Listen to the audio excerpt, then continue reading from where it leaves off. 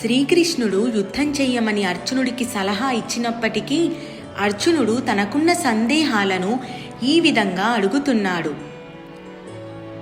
కథం భీష్మమహం సంఖ్యే ద్రోణం చ మధుసూదన ఇషుభి ప్రతియోత్స్యామి పూజార్హం వరిసూదన గురూణ హత్వా హి మహానుభావాన్ శ్రేయో భోక్తుం భైక్షమపీహ లోకే హత్వార్థకామాంస్తు గురూణి హైవ భుంజీయ భోగాన్ రుధిర ప్రదిగ్ధాన్.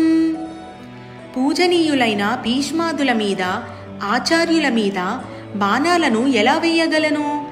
మహానుభావులు, వృద్ధులు అయిన వారిని చంపే కంటే భిక్షాటన చేయటం మేలు.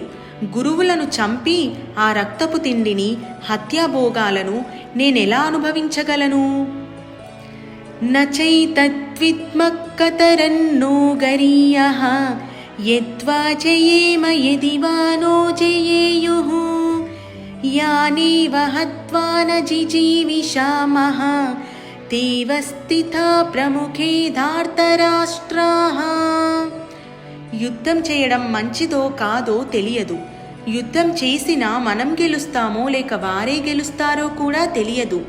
ఎవరిని చంపుకోవడం వలన మనకు జీవించాలనే కోరిక నశిస్తుందో అలాంటి బంధువులే కదా మన ఎదుటి పక్షంలో కూడా ఉన్నది అంటూ అర్జునుడు పలుకుతున్నాడు.